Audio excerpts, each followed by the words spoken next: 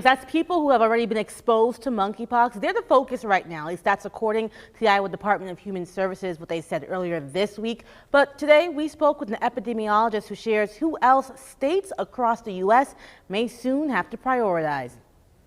We need to be careful as a society in knowing that this could spread to other social situations. Meaning monkeypox does not discriminate. But right now, SAS Institute epidemiologist and local consultant Dr. Megan Schaefer says healthcare providers are seeing a trend. Or any person who identifies as gay, bisexual, or men who have sex with men. That is the primary target group as of now. Healthcare providers are still learning about monkeypox, but Dr. Schaefer says anyone can contract the disease. We need to not stigmatize those who are getting monkeypox.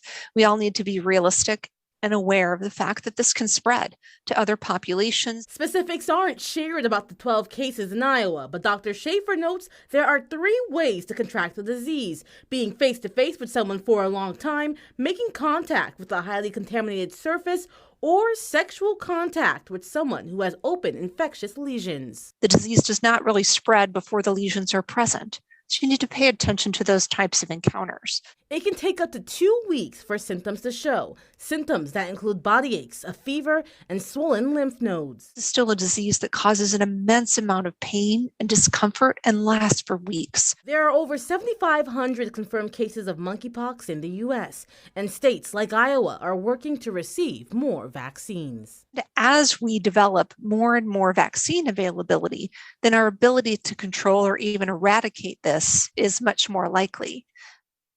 And Dr. Schaefer says monkeypox is at most 10% fatal, but this current strain is even less fatal than that.